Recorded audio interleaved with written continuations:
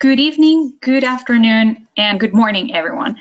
It is a pleasure to welcome you to this Increasing Connections webinar series. Today's topic is Designing Bankable Energy Projects, an introduction to IRENA's Project Navigator and reflection from solar practitioners and financiers. It's a pleasure to have you today with us, and I want to thank both you as an audience and our panelists for being on board and making this webinar possible. We also want to thank Power Africa, which is, as you know, a US government-led partnership coordinated by USAID, for their support to the Women in African Power network. Before we get started with today's webinar, I want to run you through some housekeeping matters. First of all, as you may have seen, you have been kept on mute through the webinar to avoid disturbances. This doesn't mean that you cannot participate. Quite the contrary.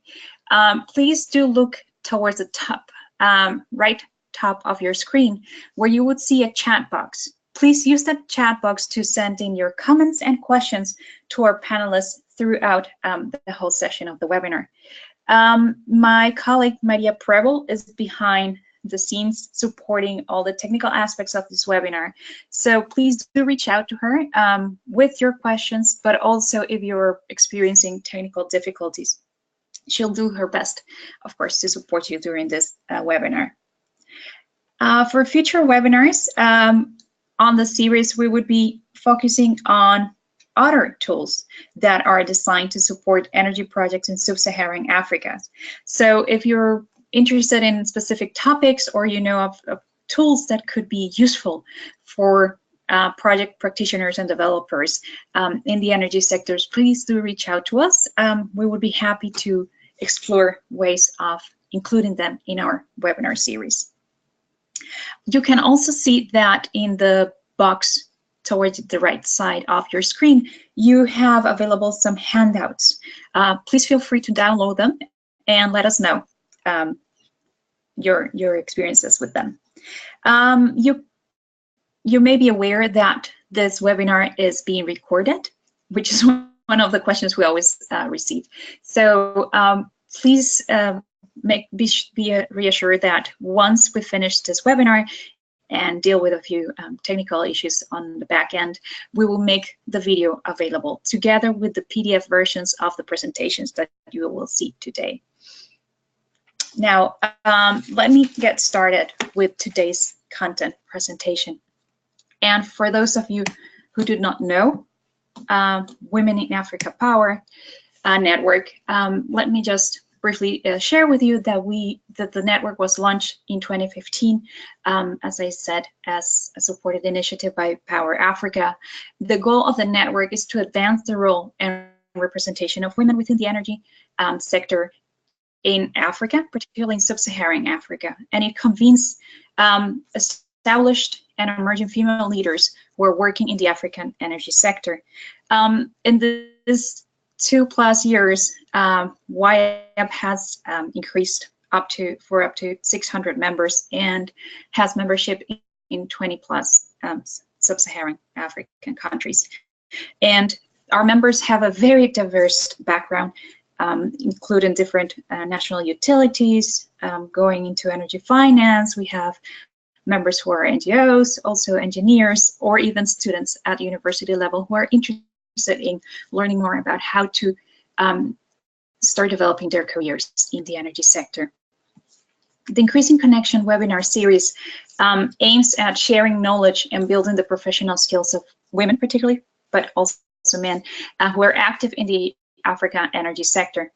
Today's webinar will provide us with the opportunity to learn about the International Renewable Energy Agency's IRENA Project Navigator, which is an online platform that provides comprehensive, easily accessible and practical information, tools, and guidance to assist the development of bankable energy projects.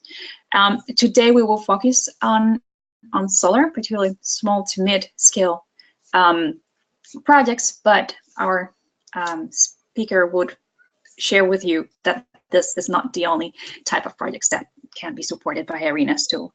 And then this initial presentation is going to be followed by the experiences of two of our members, one who is an energy project developer and the other who is an energy project financier. And they're going to share and help us learn how this project development is actually lived by developers and financiers. So as you can see, today's agenda it starts with a welcome and introduction section, which is what we're going to do now.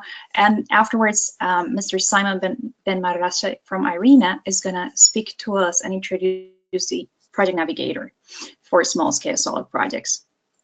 Afterwards, Ms. Caroline McKenzie would help us walk through the process of developing a solar project, particularly in taking into account the case of Kenya, but providing us with context that can also be applicable to other countries. And finally, we will have Ms. Shalmit Theory from Sunfunder, who's going to give us the investor's perspective of what makes a project, what convinces financiers, and also what to look out when putting together a proposal. Finally, we're going to have a section for questions and answers where we are going to encourage you to please share your thoughts with us.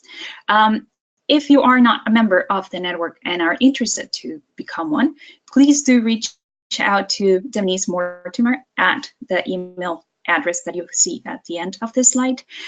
And feel free to also follow the network through our social media outlets so that you can be informed not only of the activities that we support, but also those of our members. So with that, I would like to get started with today's content and introduce our first speaker, Mr. Simon Ben Marrache, who is a renewable energy analyst at the International Renewable Energy Agency, IRENA. Based at the IRENA Innovation and Technology Center in Germany, his work focuses on increasing IRENA's impact in renewable energy project facilitation in developing countries. His specific areas of expertise are solar and bioenergy technologies, as well as renewable hybrid systems for off-grid applications. And I need to also say that I'm very thankful to Mr. Ben Marrache because he's on mission getting started. So it's been, we're very thankful to him to make this time to join us during the webinar. Simon, the floor is yours.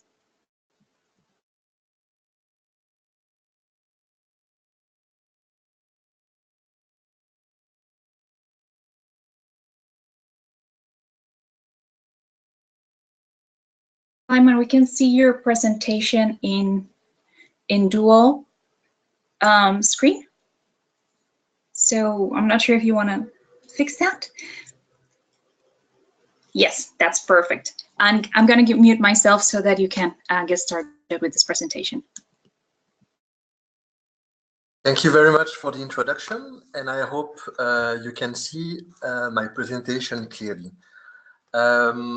I would like to thank the organizers today for giving us time with you to present a tool that can be used to support the development of projects in Africa. The tools that I will present today, it's part of the global overall project facilitation activities of IRENA, and I will try to provide you an example of the typical project development support that we provide, and how basically to transform a project proposal to one that can be understood by investors and financiers, and ultimately be, let's say, appraised in a favorable way by the investors and financiers.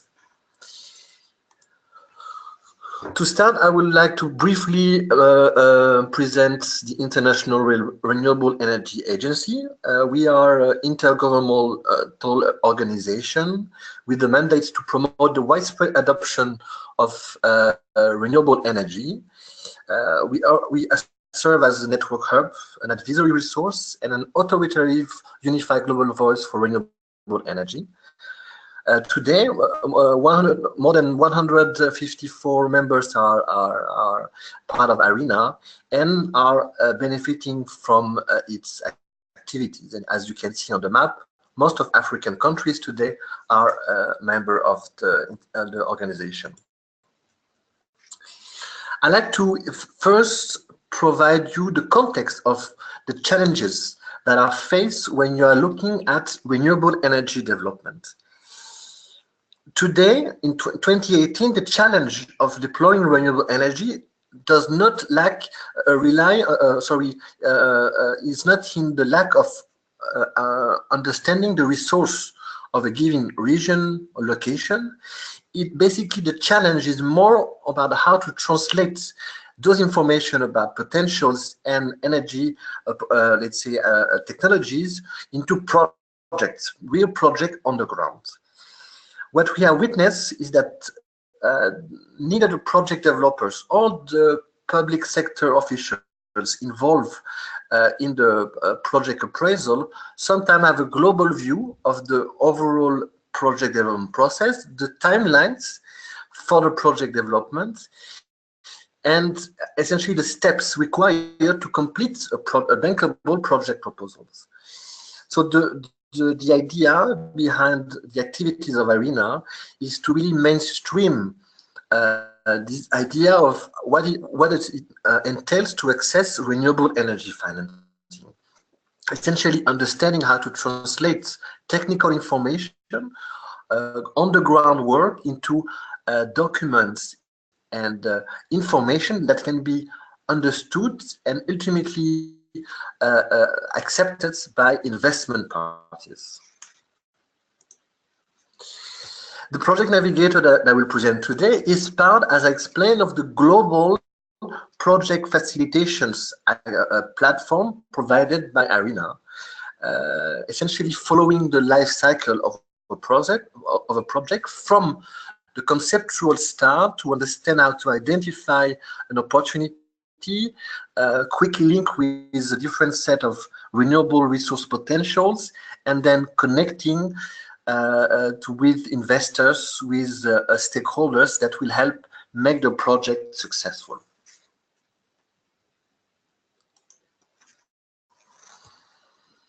As mentioned in the introduction, the Project Navigator is an online platform accessible by anyone, so it's a free of charge platform which provides information, tools, and guidance for the development of renewable energy projects.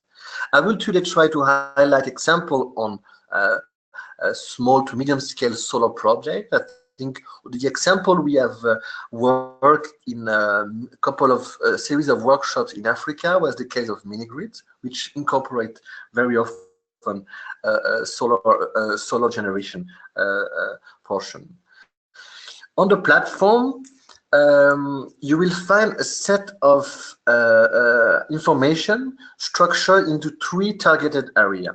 The first one is called the learning section, is where you will find, and I will present it in detail, all the knowledge and the know-how that is derived from industry experience.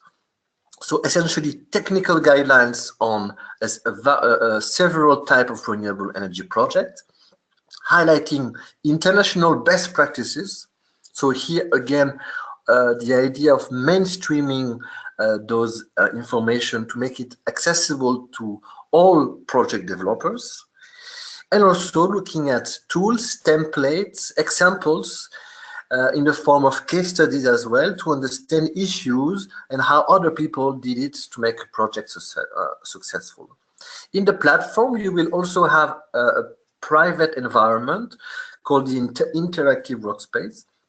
So when you register, you will have access to your own environment when you can improve a project proposal through a series of checklists, evaluation forms, and essentially track your progress from the early stage project development activities to the one closer to the investment decision. So here again, have a structured approach to progress in a given project development phase. We also provide information to understand what are the requirements to apply to a series of different financing instruments. So here again, information on what does it entails to contact a financing instrument, what are they looking for in terms of technology and allocation for your project. The platform is not only available online, but also it's used to train and to improve the capacity of developers to work on renewable energy project development. Last year, we trained over 700 developers into different techniques and different technologies. And also, we are conducting trainings webinars where we focus on providing knowledge and connecting people with the information they need to advance on their projects. In terms of capacity building, I think it's a very important part of the program, of the Project Navigator. So this series of knowledge and materials for project development can be mobilized to organize training workshops for project developers. And I think a very interesting case is that our most recent workshops, we had, let's say, more, we have quite a balance of project developers. More than 50% of our trainees were women. So here again, it's an online platform that can be mobilized into capacity building, so improving the capacity of individuals to mobilize project development know-how. So to give you a brief overview of the platform, the first section is called, as explained, the learning section. So here you'll see on the right screen a screencast of our platform. So you will have access to project development guidelines organized around technologies. And on those parts, you will have, following a structured approach of 9 steps, information about how to assess certain technical parameters, information to help you select and design the most suitable design for a project, and also help to work on contractual aspects for the different agreements that are required to secure and finance a project. And again, this is illustrated into a series of case studies, templates, examples that you can use, or you can base yourself to, let's say, work on your project. Once you have acquired this knowledge through the technical guidelines, you can as well use the interactive workspace to work on your own project. So here the idea is to, you have a project, and you will use a series of checklist, evaluation forms, online tools to track the progress, so basically understand at which stage, what is the maturity of my project? Am I ready, for example, to approach an investor? And looking at what do I need to advance. So again, an exercise of mapping the different requirements and linking those requirements with the guidelines we are providing. So here online tools to facilitate for you the discussion on technical, economical, and financial parameters.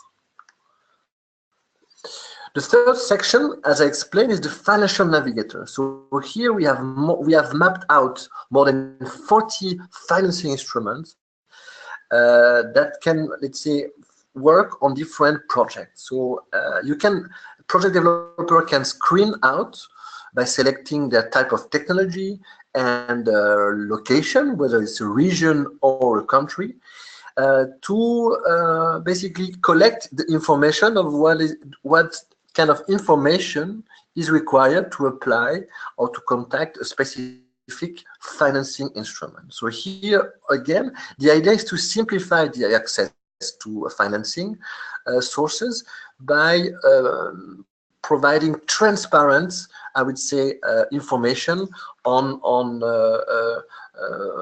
application for financing.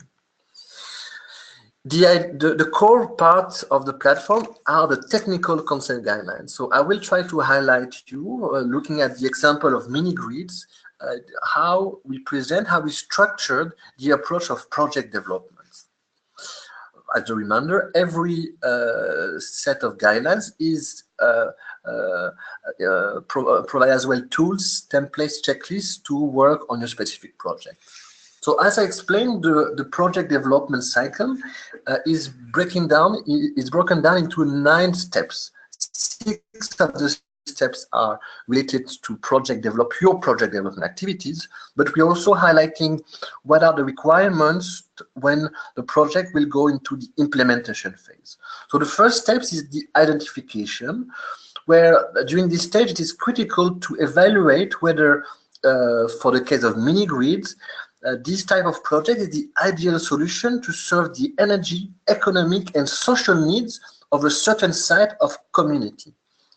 In order to ensure that the project will meet the needs of the users, the goals and application required by the community should align with the type of project being developed. Some of the goals could be system reliability, emission reduction, or even pure financial payback. One of the most important things during this phase to work on is to set the project expectations and develop certain key metrics like quantitative forecast of social impact. So here again, the theme of gender is very important.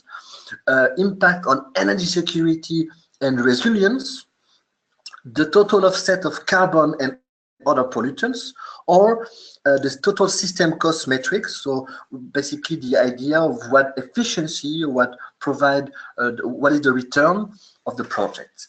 The second step is the screening phase. So here, during this phase, the developer focuses on identifying criteria that might have significant impact on the different project alternatives. The idea behind is that the project developer should get a feel on how feasible a given project alternative is.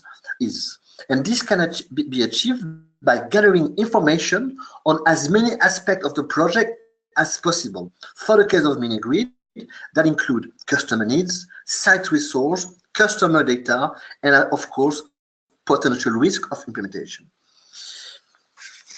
The third step is the assessment phase. So here the idea is to assess the different feasible alternatives of your project and evaluate the benefits of each of the different configurations.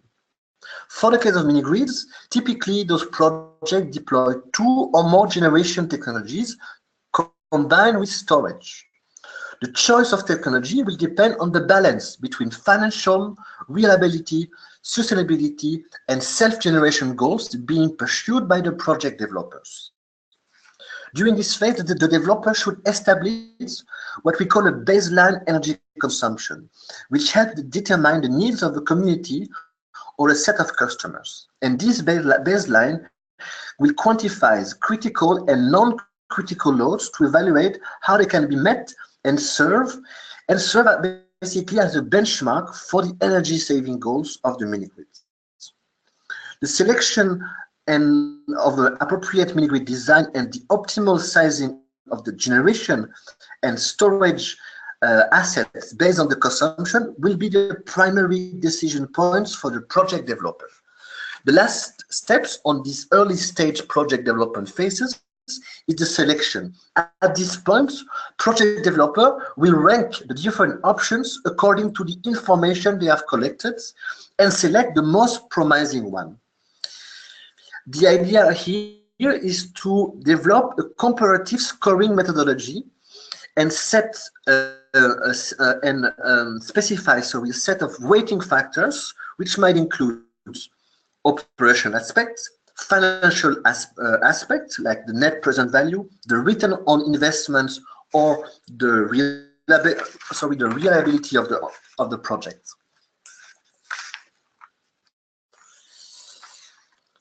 For the activities closer to the investment decision, the idea is to prepare a detailed design that will be presented to the investors and financiers. So for the pre-development activities, preparation will be made to prepare the detailed design and the discussion on financing and the consideration for the construction of the system. Some key action during this stage are evaluation of the suitable technologies, assessment of the different operational and site constraints, the drafting of the preliminary cost and technical specifications, as well as producing a performance analysis highlighting technologies, components, and the interaction between subsystems. So here, the idea as well is to prepare a model that will help you to generate those performance and yield information. That can be based on historical and projected loads for the customers, as well as the production profile and the energy yield estimate of the different generation sources. And on the revenue side, looking at what are the different tariffs and challenges for the interconnection and operational regulation of the system. The last activity for the development is the one where basically the requirements and the activities are finalized in order to approach the financial table with the investors and lenders, which will basically settle all the decisions and define the future of the project. Some of the things covering that needs to be covered in this phase are the bankability requirements, the contract, defining the contracting approach for the major procurement and construction contract, setting up as well the different financing alternatives, and looking at financial modeling and project risk mitigation. It is important to select the right contracting approach and financing strategies. And the developer should review the eligibility criteria to prepare to apply for potential incentive to match the gap in funding for the project.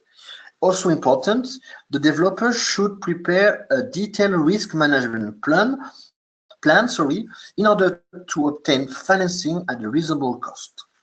The phase concludes with the financial investment decision and essentially give the green light for the implementation of the project. The last part that is covered by the Navigator, although are not pure development activities, but they are necessary to be worked upon to discuss with investors. So again, here the Project Navigator provides detailed guidelines on what are the different aspects for construction, operation, and decommissioning that needs to be looked upon during the development phase.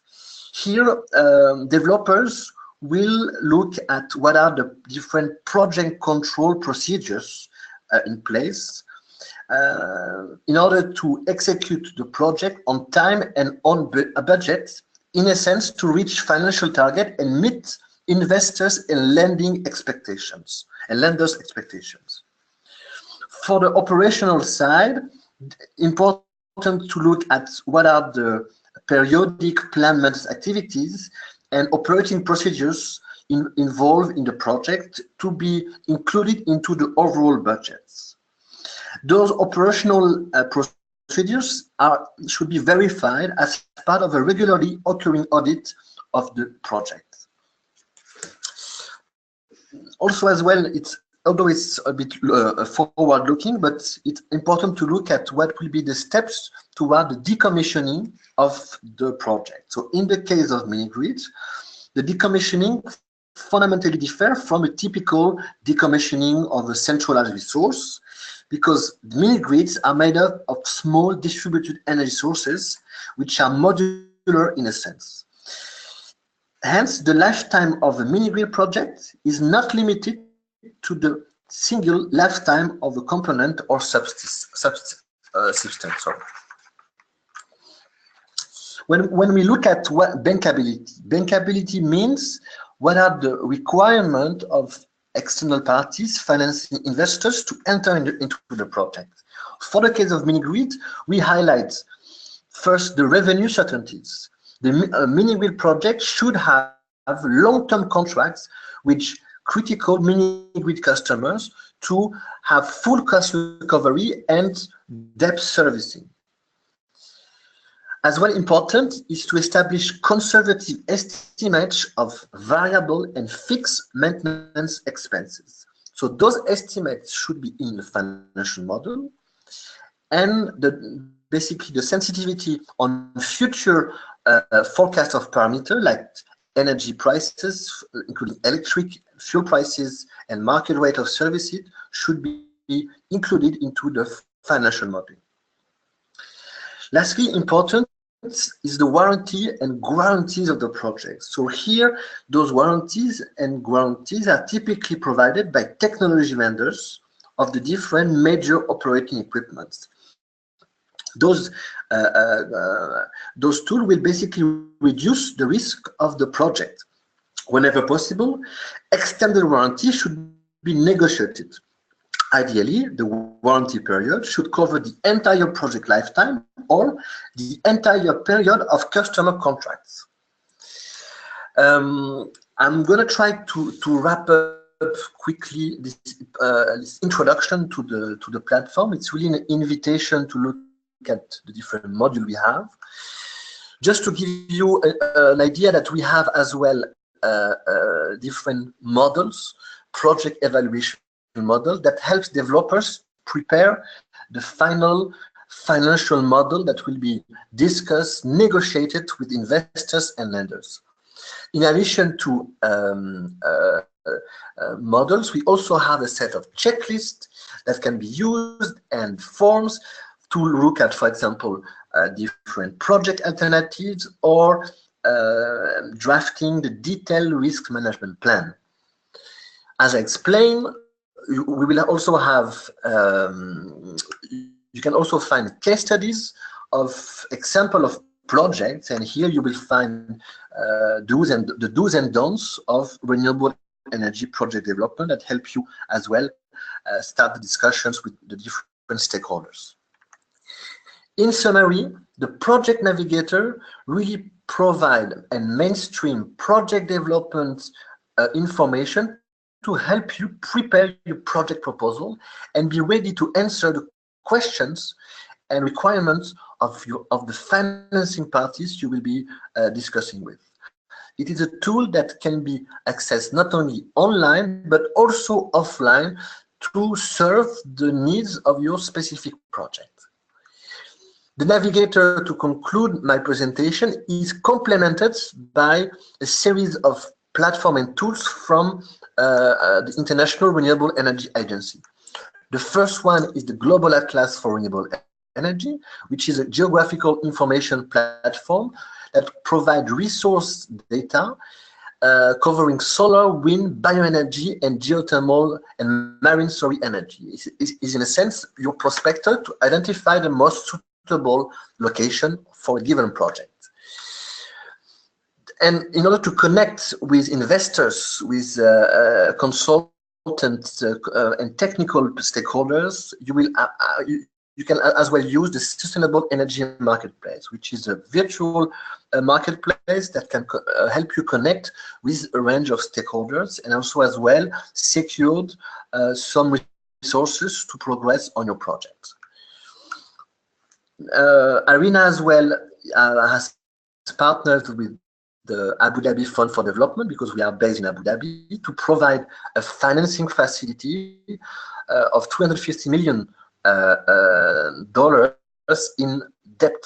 So here as well, project developers, whenever they have a project that is matching the requirement of the facility, and you can find all the information of our website, can apply to this very useful facility, essentially providing a co-financing instrument to complete the financial table of a project. So also I encourage you to access our website, irena.org, and find the information of the different project facilitation platform, starting with the Project Navigator, but also looking at Atlas and the Sustainable Energy Marketplace and the ADFD IRENA project facility.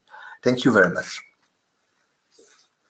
And thank you, Simon, for such a wonderful presentation. It's been great to see how you've set the scene and helped walked us through all the different aspects of what it means to develop an energy project, a renewable energy project.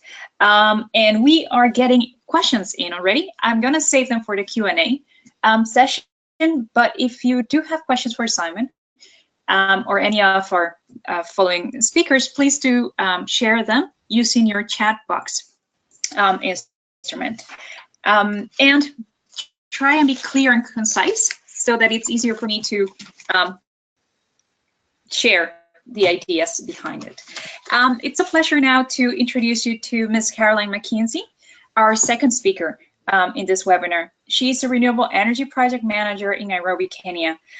Caroline has a background in renewable energy with specific experience in solar PV technology and capacity building. She has hands-on experience in designing, developing, and monitoring renewable energy systems. And Caroline has extensive experience also working directly with communities in finding sustainable energy solutions through mobilization and training, and considering gender and poverty issues, which we're very much looking forward to hearing in her presentation. Caroline has also been very, very gracious. She's, as Simon, traveling, and she's made magic to be able to be with us today. So Caroline, thanks a lot for joining us, and the floor is yours. Please do share your experiences with us.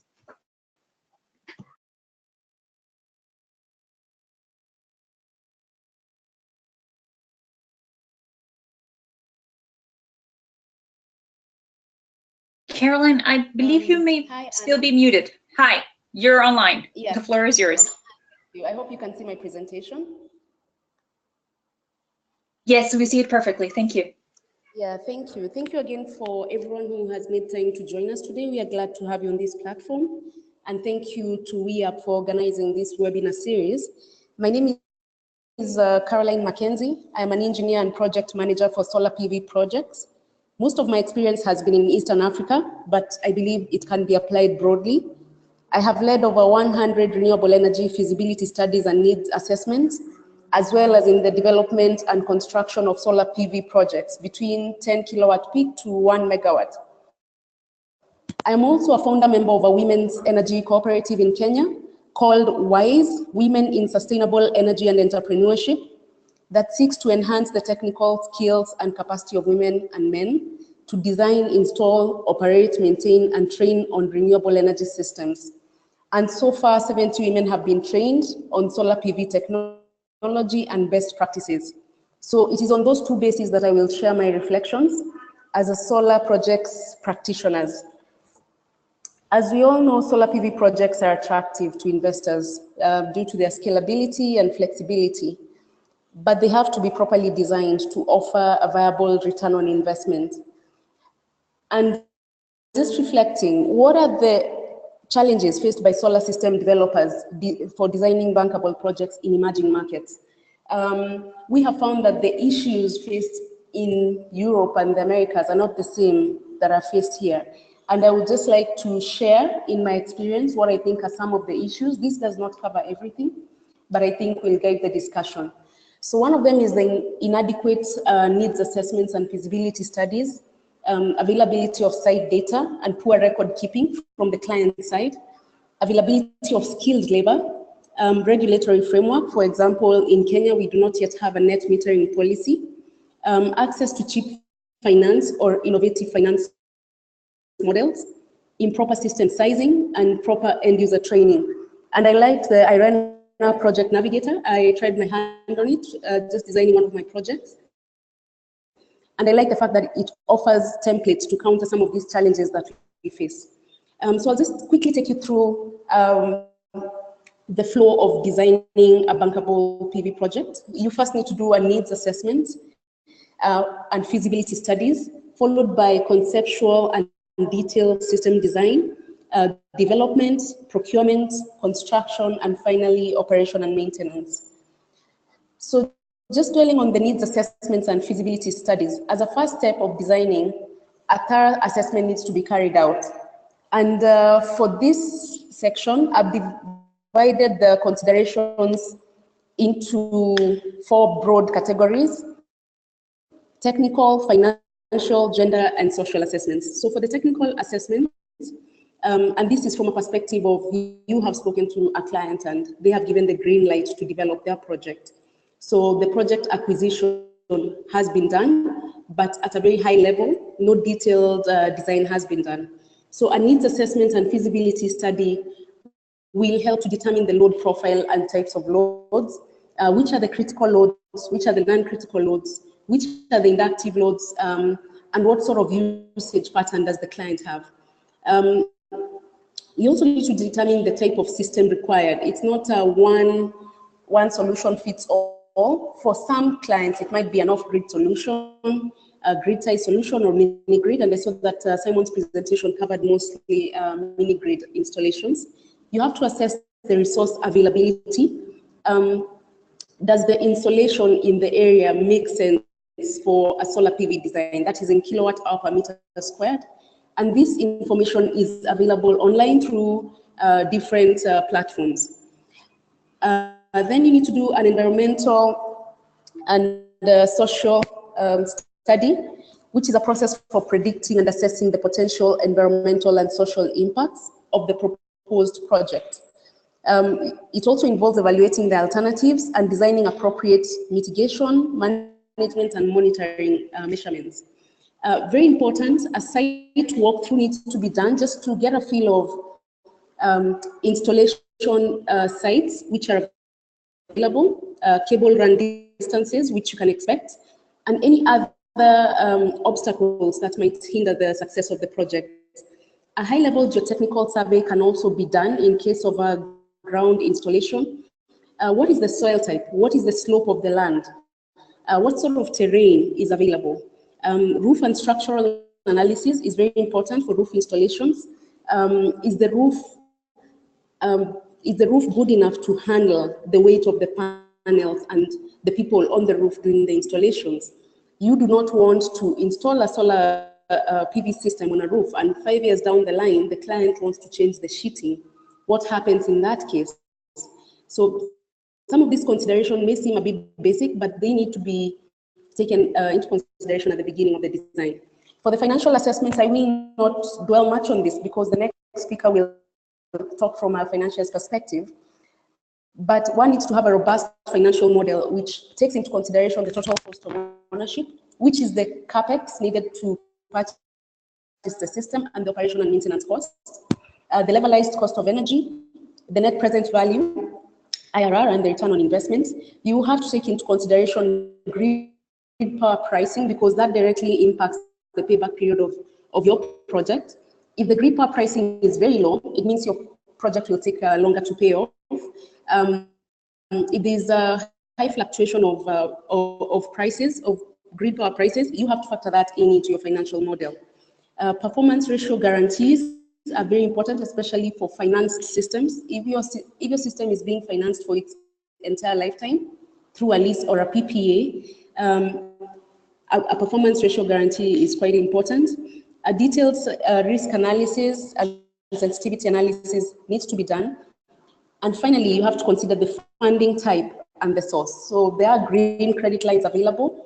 There are ESCO services, energy services companies, which are available, and there are result-based financed sources of finance. And I believe you can find most of these on the IRENA platform if you just choose your country. They have a database of what sort of financing is available in your market.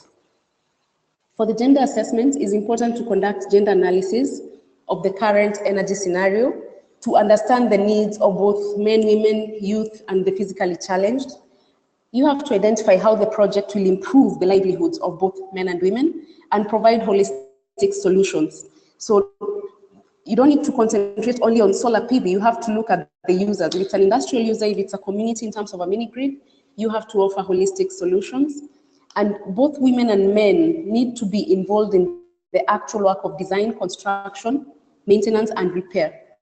You need to build local capacity to ensure that your project has the staying power. Trainings need to be tailored for end keeping in mind the specific beneficiaries who will be using and maintaining the energy systems. Designing alone is not enough. You have to put in mind that the system will be up for 20 plus years. So you have to build the capacity of the end users and the buy-in of the end users to maintain the system. Finally, on social assessments, you need to obtain and generate baseline information about current energy uses and practice among beneficiaries, including those currently providing energy services, understand the current energy needs and constraints at different levels. It's important to use participatory planning methodologies from the very beginning and involve the beneficiaries as much as possible to ensure their buy-in. Understand the socioeconomic problem that will be solved by the project, not just developing a project to get the revenue, but you have to understand it holistically. What am I trying to solve here and how can I approach it? Identify any sociocultural practices that will be impacted by the project, and check whether the electricity is affordable and whether the beneficiaries can afford to maintain and repair where necessary. In sub-Saharan Africa, this has been a big issue where, mini grids are installed or solar PV systems are installed and the financiers or the APCs walk away and the community cannot be able to sustain the payments for O&M, for breakdown. They do not have the internal expertise. This has to be taken into consideration. What is the existing local technical capacity and how can this be enhanced by the project? So training modules should always be included in any project development cycle to ensure the longevity of the project. Next, we'll cover the conceptual design and detailed design of the project. For this, you have to consider if it's a grid-tie system, the grid availability and the power quality. As you know, when you're designing a grid-tie system, the system follows the frequency of the grid. So if the grid is not available or if the power quality is low, it means that your plant will not be available. And if you are working on a PPA basis, it means that as a financier, you will not get paid back as long as the system is not generating any power.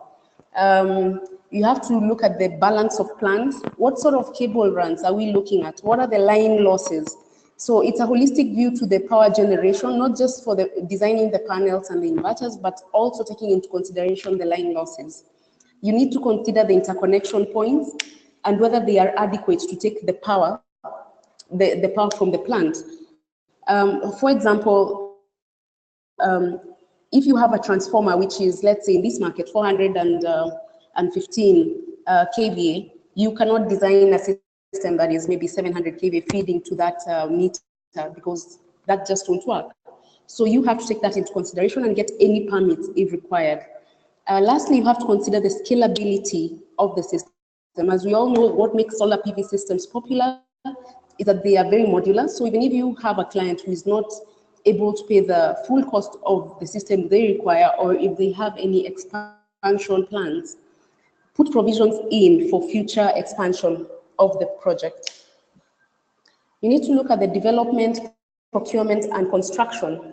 This is where you actually start spending the real money. So as you're choosing the engineering, procurement, and construction company, you have to look at their track record. How strong is their balance sheet? This will affect whether they can be able to honor their warranty claims. And according to the contract as well, most of the upfront cost for purchase goes to the EPC. Are they able to fulfill their contractual obligations?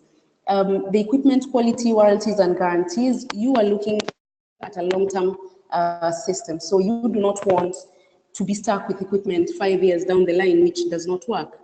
Shipping and logistics, in Kenya, that can sometimes be an issue. Solar PV items are VAT exempt, but you do need to get the exemptions. There are licenses needed in this market to practice in the solar industry. So those need to be available. You have to put into consideration the taxes, the levies, and the logistic costs of getting your system from the port to the site. Is the site accessible? Are there installation areas available? Because that can be a hindrance to commercial and industrial clients. Maybe they need a 1 megawatt system, but they only have enough space for 50 kilowatt. What do you do in that case? Equipment reliability risk, spare part availability is a big deal. Safety on site, And finally, on commissioning, you have to make sure that you have all the proper documentation, completion certificates and acceptance certificates from the EPC. Lastly, if you are not fully involved on site or just for documentation purposes, you need to keep progress reports. This can be weekly or monthly or however you choose to do it, but the project development process has to be documented. Finally, we have the operation and maintenance. This is key in all projects and can determine, it can make or break your project. If you are working on a lease basis or on a PPA basis, it is important to make sure that the O&M is done in a timely manner and you can actually monitor the system offline. So there are softwares available which show real time the performance of your plant vis-a-vis the load requirement. As an EPC, they need to provide the O&M procedure documents, well detailed. Booklets for the particular equipment have to be provided.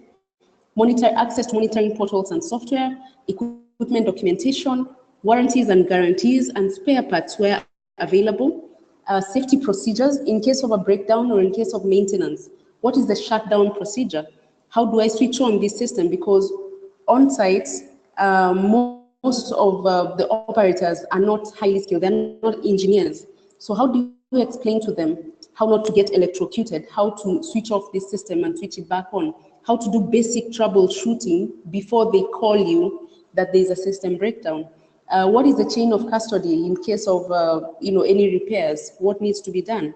And finally, you need to provide a basic troubleshooting training for site staff. This should be done for both men and women. And they usually propose two sorts of training. There is a training that covers basics of solar PV. This can be offered to anyone who will come across the system. If it is for an institution, it can be offered to employees. Then there should be a training specific to the operation staff. And I would encourage you to include women in this process of troubleshooting. So the main takeaway I would want to give with this presentation is we need to consider factors that are important to developing a bankable and successful project, and how to counter common challenges faced by solar project developers in Africa. They are not common to, these are not the same problems which are faced in Europe or America. Maybe South America will face the same issues, but projects have to be designed in a way that they can work for this market. And thank you for your time. Thank you, Caroline. It has been a really great presentation to hear, and also to see how you weaved in the different ways in which you involved women and men through the project cycle. And now I'm going to try and keep it short, trying not to eat too much into Shelmit's time. I want to introduce you to Shelmit Theory. She is an investment officer with Sun Funder. Shelmit is responsible for leading deals and relationships with solar companies in East Africa and supporting businesses development activities. She has previously worked in various financial institutions in Kenya, and it is a pleasure to have you with us. Shelmit, the floor is yours.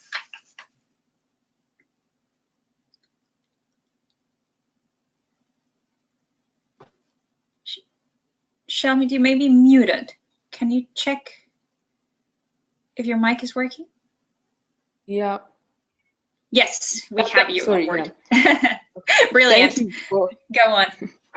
Thank you for the introduction, and thank you. Big thanks to the organizers, Women in Africa Power and IRENA, for this opportunity to share with the players in the sector, and thank you for everyone who is participating. Sun Funder is a solar finance business that finances solar businesses in emerging markets. So far, we have been able to mobilize over 40 million in USD and finance players along the value chain of solar, whether they are manufacturers or distributors or commercial and industrial players, in the last like 5 years in about 12 countries. And I believe we had quite an impact in terms of improving people's lives. Now, Caroline and Simon have given a great background for my presentation, because as a financier, I would be coming in to just make sure that all those things they have said are in place, or that there are controls in place to make sure that things don't go wrong, so that as financiers we as financiers that we are repaid. So the assumption here for me is that at the point when you're coming to us as financiers, the project is ready. Like you've done your feasibility studies, you've developed the project, you've designed the project, and that you have the financial model, and that you are now putting this across to us and asking us if we can finance that. So, of course, the first thing would be for us to look at the nature of the contract. Even as we review the documentation, we'll be looking at whether we are looking at a build and operate and transfer, or whether it's just building and transferring, which would be maybe for an EPC, or it's a lease or a PPA. So depending on the nature of the contract involved, then how we deal with the transaction will differ. But basically, I would just go through the areas that would be keen to look at in our appraisal for us to decide whether we are going to lend. So the first place we'll be looking at the documentation in terms of the need assessment or feasibility study that was done, just to understand the solution that you're offering to the customer. And and included in that is looking at the contracts that you have with the various professionals, for example, the EPC or suppliers and all that, just to understand who is involved in this and what's their ability in terms of providing or being able to deliver. We'll also be looking at the design suitability, and some of these may be above our scope or beyond our scope. So maybe depending on the size of the project, we may involve an independent engineer mostly to make sure that the technical information that you're providing is basically to interpret for us or to tell us whether it's all right or not. So design, engineering, and construction stage, you'll be looking at all that, the quality of documents, the stability of the components that have been selected, the players that are involved in that contract. For example, the EPC, what is their track record or experience? What is the experience of the developer? Have they undertaken a similar project before, and how is it performing? So we may be looking at probably talking to your customers who you provided a similar solution. We'll also be looking at, of course, related to that is just assuring ourselves that there is no risk of you being unable to complete the project or to execute it as expected. And looking at the quality of components, we'll be interested to understand for example, the technology that's being used, whether the manufacturer is new or has this product been used in other areas, ability of the developer or EPC, whoever we are lending to be able to procure the items in time, or the equipment in time. We know very well some of these equipment, some of it has to be manufactured before it's for it to be shipped, and therefore even managing that timeline for you to be able to deliver the project within the time that you have promised the client is important for us to understand. We'll also be seeking to understand the technology that's in use and whether it's suitable for that project. I think Carol mentioned about whether it's off-grid or hybrid or mini-grid. So we'll be wanting to understand how suitable that technology is. Also, the other areas are the terms of warranty, for example, from the manufacturers, whether the EPC will need to give an installation warranty or the manufacturer. So such areas would be of interest to us, because if they're not there, then what's the mitigation or what's the fallback, yeah, and what's the implication in terms of the success of the project. The other one is ability of the technology to scale. For example, if let's say you've designed a system that's 500 kilowatts for a manufacturer, and then let's say in a couple of years or so, they decide to add another arm into their complex. So, and maybe they want to still add or use solar. So is it the technology capable to scale up to be able to meet the additional need that the customer may have? The other area that would be of importance to us would be we're looking at the operations of the project. So things like areas like the comprehensiveness of the operations and maintenance and the contract, and who has been contracted for that. In addition to that, understanding whether the contract itself is exclusive or not, and what happens then if it's exclusive, if the eventuality something bad happens or they do not deliver. We'll be looking at the risk of things like extreme weather. I know in the areas we are in, probably like East Africa, Kenya, extreme weather may not be such a big issue, but in some markets it may be an issue that needs to be taken into account and preventive measures taken into account. We'll also be looking at, for example, performance guarantees. It will impact the revenue. Sometimes it may impact the revenue of the project. So just understanding how that, or what level of guarantees have been given and the basis of those performance guarantees. We'll also be looking at the cost involved, for example, in the equipment that will be used. Is there a risk of the equipment costs increasing or the cost of installation increasing, operation expenses increasing in the cost of the project? Yeah, so, and when it comes to like going back to the technical, just to expound a bit, it will be looking at understanding whether the technology will be able to meet the requirements of the project, and whether it's compatible, the components are compatible to be able to deliver the solution that you have promised in the project, and whether the technology itself can generate sufficient energy that is expected. The other area which is big for us is looking at the financial model, the commercial side of the project. So looking at the cash flow of the project, and basically this depends on who we are financing. For an EPC, it will be straightforward. It will be looking at what the contract between the EPC and the developer, or the end user, if it's between the EPC and the end user, and just understanding the payments in that case.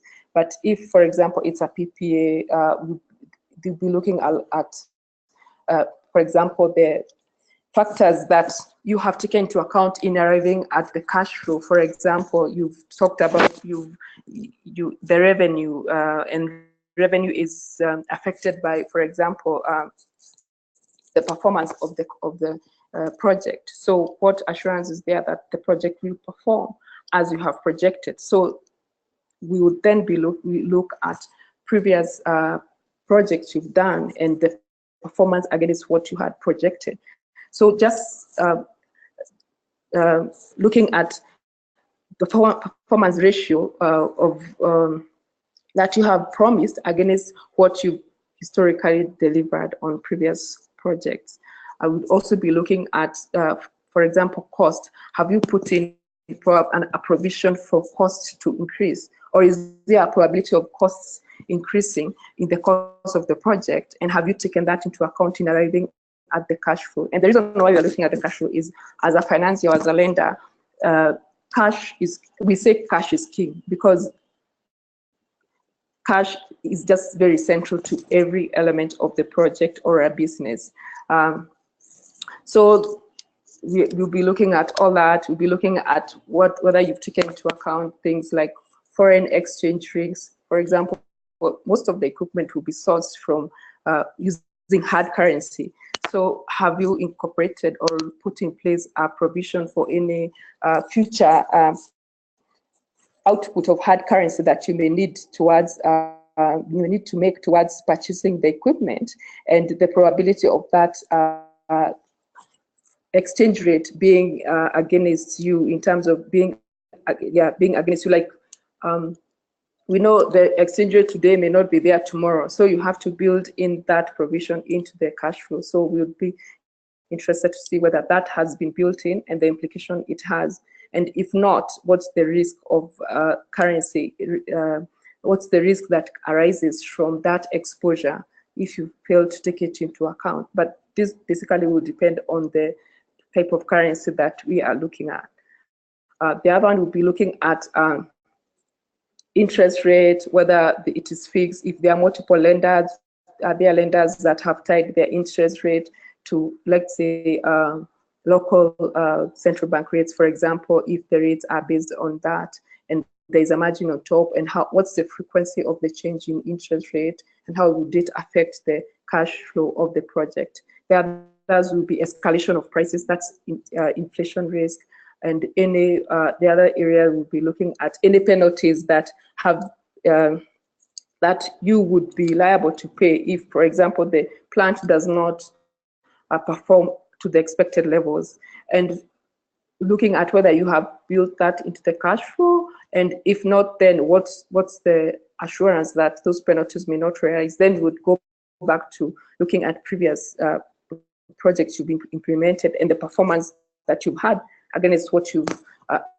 had promised. The other one is looking at the cost and price against the grid. I think Caroline talked a bit about this, but you always have to consider the probability of probably the grid coming, and also in addition to that, the cost or the price to your customer against versus the grid. If the grid comes, do they have the motivation to still continue to operate, to what do you call it, honor their obligations under the contract, or will they opt to go with the grid?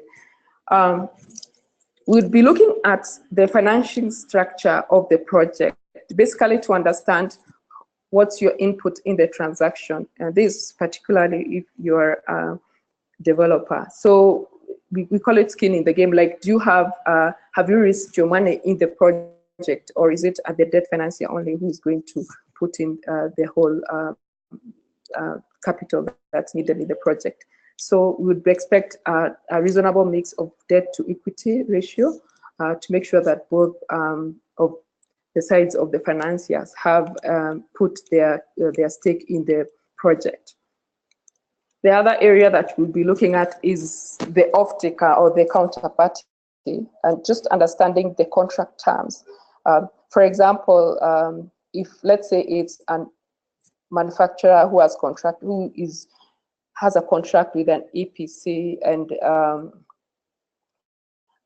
after the EPC constructs the project, they hand over the development to the manufacturer. Would want to understand the contract terms, and especially in terms of whether is it a turnkey project, is it milestone based, and because that will have an implication on, for example, the type of financing that we'll provide.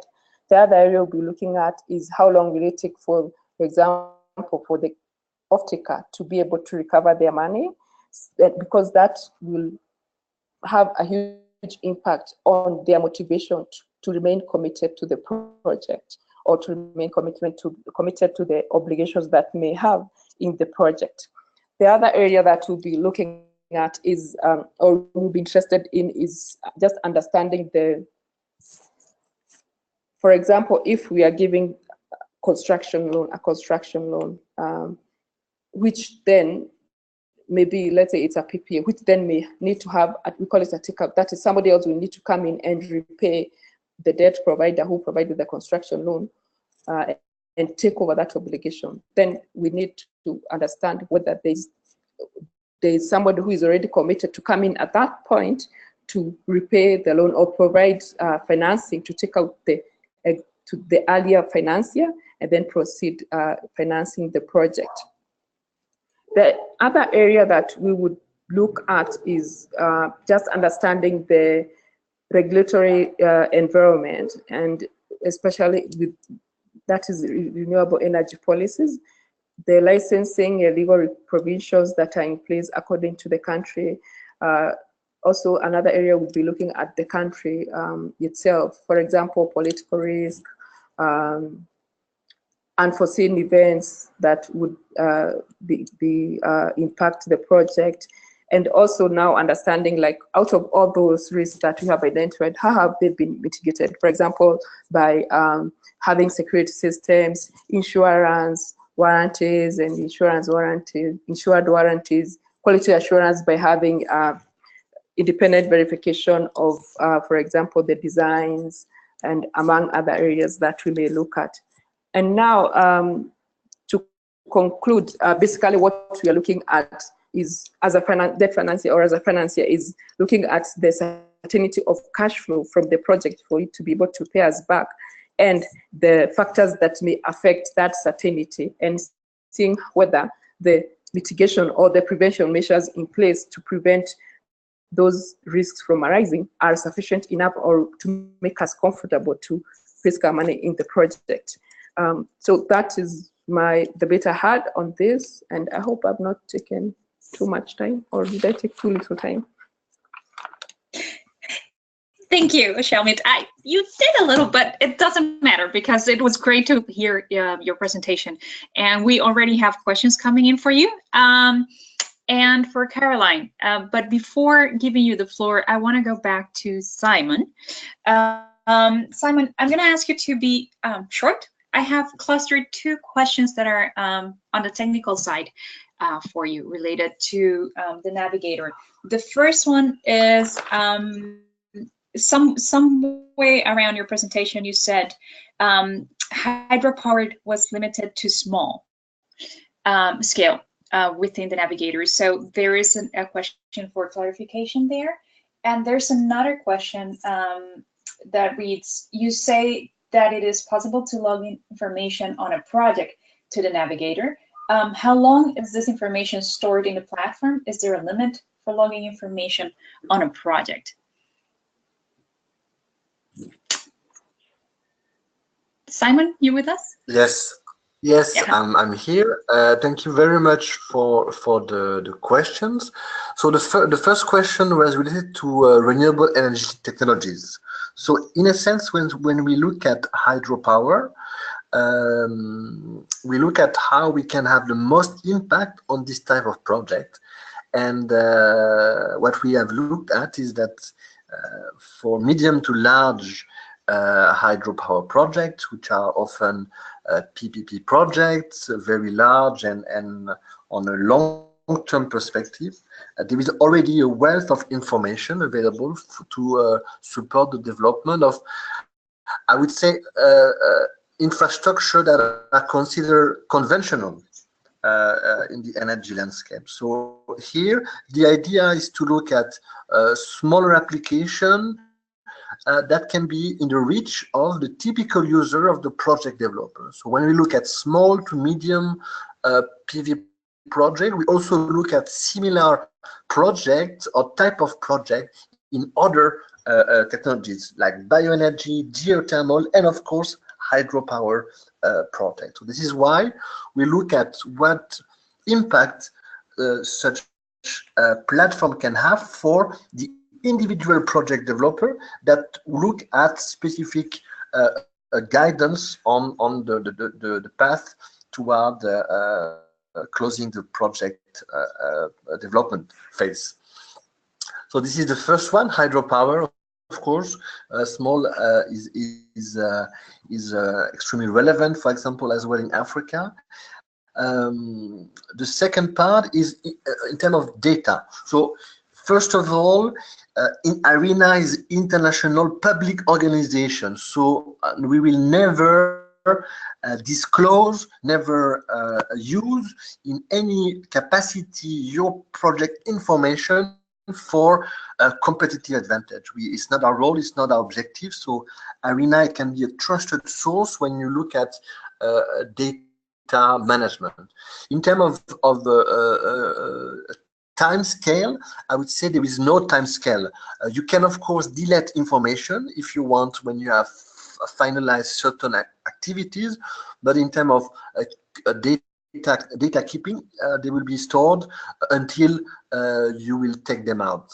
I would say in the global network of our platforms, Navigator stores the very little specialized information because we use some tools that can be that are not necessarily confidential. So rest assured that your data is safe with us on the Navigator. Thank you, Simon. And I'm going to keep you online and use this following question to also bring Caroline afterwards. It reads like this. Thank you, Simon. I wonder if you find that some tools are more valuable for women project developers. I am curious if our women listeners have thoughts on what tools would be most valuable to them. So, of course, the first part of the question is to you, and the second part of the question is to our audience. But Caroline, maybe you can also start thinking about what kind of additional tools could be useful for women energy project developers. Simon, do you have any thoughts on this question? So, my initial thought is that, of course, in order to mainstream gender in renewable energy project development, we need to take into account the challenges faced by women in the energy sector and the well-being of women as beneficiary of those activities, project development activities. And essentially incorporating gender concern in a project development activities will ultimately maximize the benefits for both men and women. So in a sense, when you look at project development, the idea of structuring the activities, so breaking down the project development into different steps, the evaluation of the different options, so in the assessment phase, will be very interesting to look at what kind of project alternative will maximize the benefits for women and men on looking at gender concern.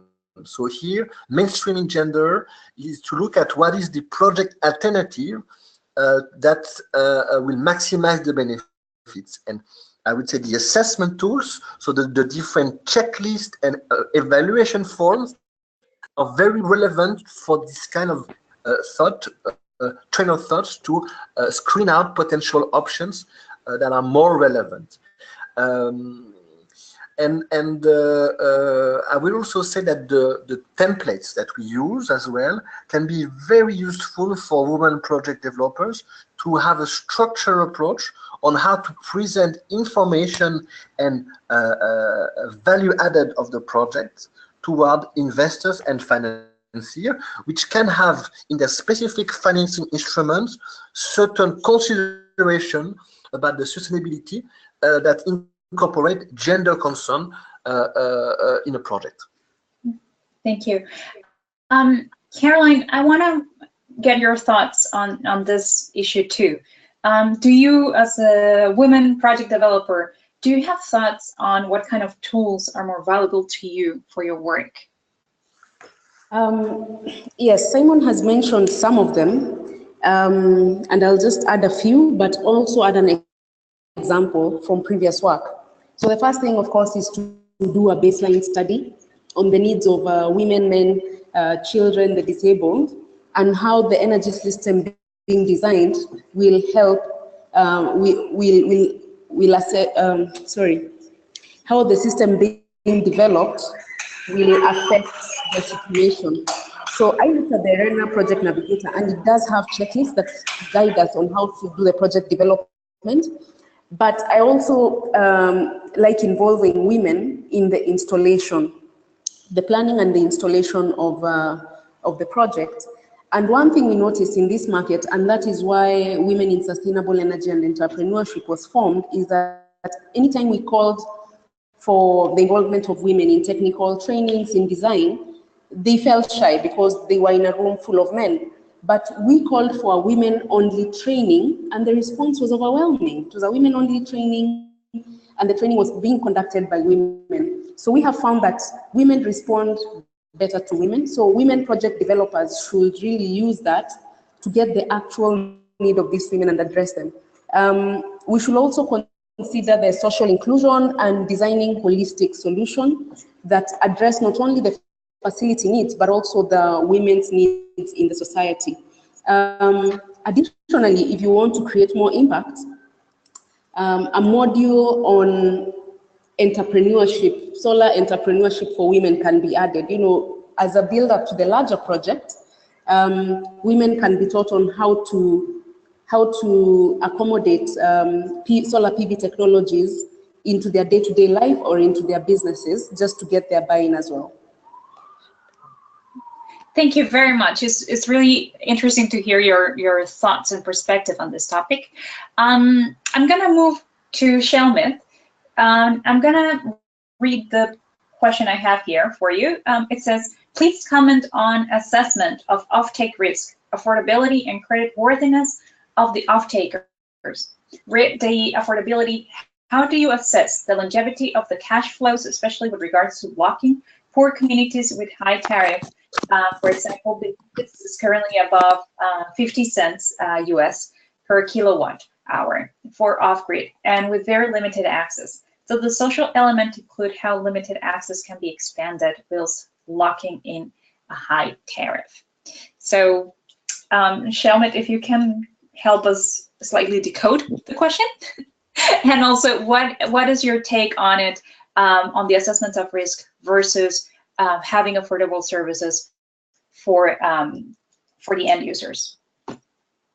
I mean, ensuring that the end user can afford the payment is critical in our analysis or in our review of financing. But something confusing about the question is, are we talking about C&I or like a mini grid, or is it off-grid, the likes of solar systems and the like?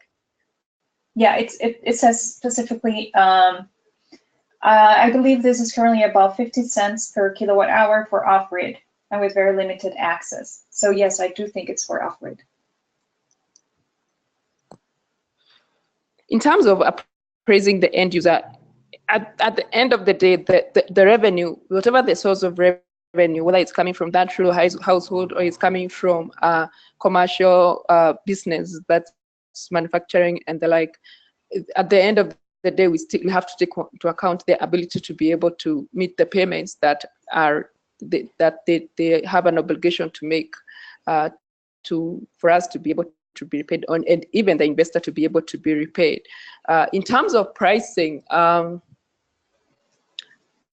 I believe the prices are coming down because of the competition and the many players in the sector, whether you're looking at C&I or you're looking at the off-grid residential businesses. And some of the tools that we may use to appraise end users, especially the rural household, to be looking at, and I think this is what some developers use when they are doing their feasibility studies, looking at levels of income and the like, having some income generating activities, generating activities that is probably being powered by the solar, or at least the households or the off-grid population having some income source. It's not just about replacing the other sources of energy that are inefficient, like whether it's paraffin or candle. But I think it goes beyond that, which means that we would be having good basis of like saying, yes, these people have the money to be able to meet the repayment under the project. Thank you very much. I know we're coming to what was officially the end of our webinar, but I still have a question that I want to share with all three of you. So if you can unmute yourselves, and hopefully there's not too much background noise. But the question is related to finance and the challenge for women to access this finance. It's been noted that in the tool presented by Simon, there is a title, Finding Financing. And the question is there a way to use the tool to find financing options for women? So a gender lens for investors. Simon, perhaps we can start with you, and then we go to Carol in terms of understanding if there are tools on financing, and then to Shelmith. Yes, the underlying idea of the Project Navigator is to provide transparent criteria to access renewable energy financing. And we believe that it's very important in the topic of gender to have a level playing field of how to access financing. So by essentially disclosing publicly online the application requirement for each of the renewable energy financing instruments that we have identified.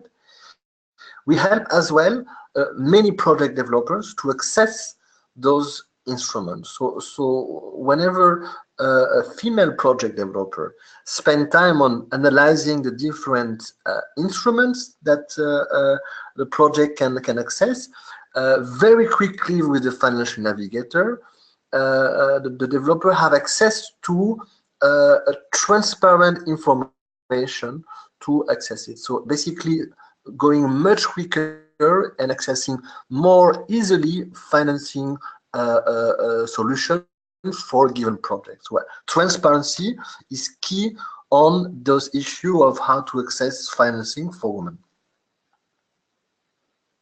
Thank you. Caroline, would you like to share your thoughts on this link of financing, particularly for women project developers, and if you found tools or perhaps funding opportunities that seem to be more supportive or even specifically targeting women to access these funds? Yeah, I can talk on a general perspective, and I'll begin by saying the SDG 5 that talks about gender equality and SDG 7 that talk about affordable and clean energy have opened up the market for women accessing finance. Why do I say that? Some of the clauses attached to the finance that comes into the market have a strong emphasis on impact on women. I will give an example of USAID program called Powering Agriculture, and I led some of the work for one of the collaborators, and the impact for women had to be there. So what we did in all the projects that we identified, we had to make sure at least 50% of those impacted were women, either through being beneficiaries of the project or through accessing finance to undertake their project. So I think there's a strong push to create impact through enabling women to access finance. Right now, maybe it's being pushed more by the development partners, but it will become mainstream as we try to access private investment. Thank you, Caroline. And Janet, if I can gather your thoughts on this particular topic of financing for women in the energy sector, you as a financier, what are your experiences here, or what it is that you would suggest so that financiers can have a better understanding of the different needs of women in the energy sector? I think to add on to what Carol has said, we have quite a number of organizations that are championing for women in renewables, women entrepreneurs in renewables. And as a financier, really, the challenge is there are few women or few women-led enterprises in renewable energy. Especially for me, I'm referring to solar because that's what we do in. But in terms of having special provisions for women as a financier, I don't really think that's what we should do. I think basically the women are equal to men in terms of whether being able to meet the terms of financing. The challenge is having few women-led enterprises in renewables or in solar. That is the challenge. And my wish is to see more women-led enterprises. And I believe, we have Caroline here. She's technical person. There are very many women in the sector, yeah, in tech, yeah. But in terms of ownership or leading such businesses, there are few. So my wish would be to see more. And I believe, we are assured of their technical competency, and therefore there would not be need for us as financiers to have any different criteria for women. Maybe, of course, we would wish to finance more women and we'd look for ways to finance them. But in terms of the need to have different criteria, I don't see it personally. I think women are equally able to meet the terms. The challenge is the number of women-led enterprises. Thank you very much. I would like to close the webinar, giving each of our panelists the opportunity to say in 30 seconds, what is the biggest message or information that you expect you would like our participants to take with them after today's webinar? Simon, let's start with you. In summary, we believe that project development is an essential part of the life cycle of, as you say, women-led enterprises. So it's very important that Navigator provide clear, transparent guidelines on how to develop projects. And in a sense, when you are able to acquire this knowledge, which is deriving from industry experience, you can build healthy business portfolios.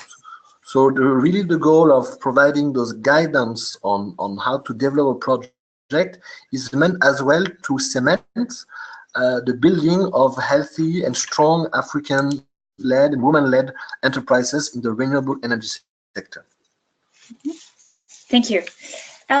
Caroline, your thoughts and perhaps your advice to our audience as a project developer. What is the most important thing we should remember after today? What I'd like them to remember is that there are particular challenges that face project development in sub-Saharan Africa. And it's not a one solution fits all, and they should be taken into consideration when you want to develop a successful project.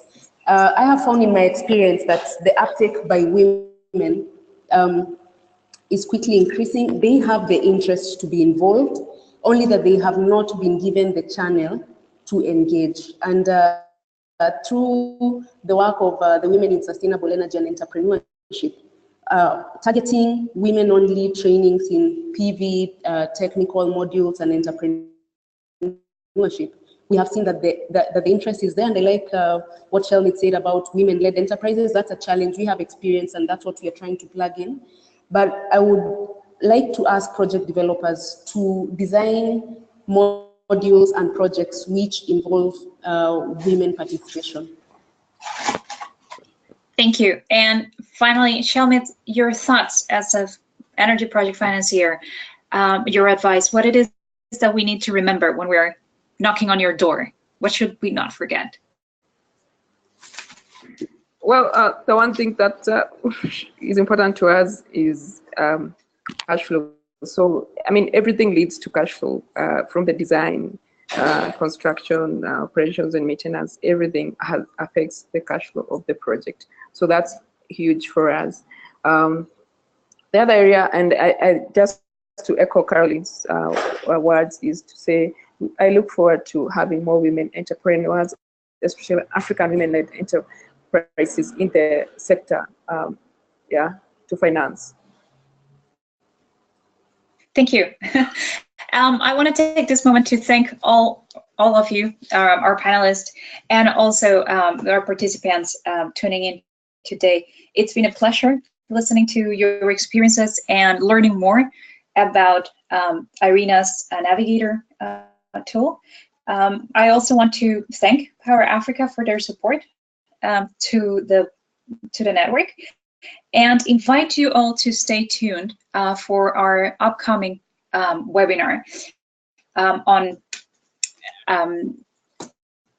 this series of webinars. We'll be sharing with you some additional information, specifically the time and date earlier in March. So do keep tuned. And as a final reminder, our video and presentations will be made available online. So we will reach out to you with the link so you can have access to all of this information. Again, it's been a pleasure on our side to host this webinar, and we look forward to receiving further questions and inputs from your side if you have suggestions on how to further support and improve the WiAP's webinar series. We would be welcoming them. So please do reach out to us. It's been a pleasure, and looking forward to having a conversation with you again towards the end of March. Thank you very much.